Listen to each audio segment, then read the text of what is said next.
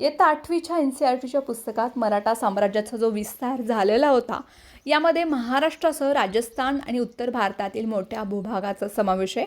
पण या पुस्तकामध्ये राजस्थानमध्ये जयपूर, जोधपूर आणि उदयपूर इथल्या प्रमुख सत्ता मराठ्यांच्या आधिपत्याखाली होत्या आणि या ठिकाणांहून त्यावेळी चोभी आणि देशमुखीसारखे करही वसूल केले जात होते याचे ऐतिहासिक पुरावे आहेत. पण तरीही केवळ राजकीय दबावापोटी मराठा साम्राज्याच्या विस्तारामधून राजस्थानामधील भाग वगळून तो पुस्तकात छापण्यात आला आहे. त्यामुळे राजस्थानमधील राजपुताना घराण्याच्या दबावापोटी हा नकाशा काढण्यात आल्याचा आरोप नागपूरचे मुदोजी भोसले यांनी केला आहे. या प्रकारावरती प्रतिक्रिया देताना मुदोजी भोसले म्हणालेत, महाराष्ट्राच्या तेजस्वी मराठा इतिहासाची गळचेपी सुरू असून मराठा साम्राज्याचा ध्वज हा पुस्तकाच्या कागदावरच नाही तर तो या मातीच्या कणामध्ये आहे.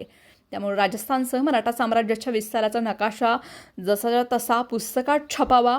मराठ्यांच्या साम्राज्याचा विस्तार हा अटळ आहे आणि अटक ते कटकपर्यंत होता आणि राजस्थानमधून गेल्याशिवाय हा भूभाग कटकपर्यंत पोहोचत नाही. त्यामुळे राजस्थानच नाही तर बंगालचा भागही मराठा साम्राज्याचा होता, त्याचाही समावेश पुस्तकामध्ये करावा.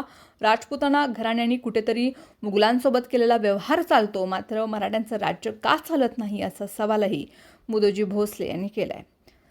जर राजपूत घराणं एकत्र येऊन अशा पद्धतीची कृती करत असेल तर आम्ही मराठी लोक एकत्र येऊन तीव्र आंदोलन करू. हे आंदोलन कशा पद्धतीचं असेल हे आम्ही आता सांगणार नाही असा इशारा यावेळी भोसले यांनी दिला. दरम्यान मुदोजी भोसले यांनी शाळेच्या पुस्तकामधून मराठ्यांचा इतिहास वगळण्याची थेट तक्रार पंतप्रधान नरेंद्र मोदी यांच्याकडे केले. तसंच अधिवेशन सुरू असताना राज्याचे मुख्यमंत्री फडणवीस यांनाही त्यांनी लिहिलं आहे की महाराष्ट्राचं शिक्षण मंत्री दादा भुसे तसेच NCERTचं सुद्धा या संदर्भामध्ये पत्र पाठवण्यात येऊन त्याचा तीव्र निषेध नोंदवला आहे.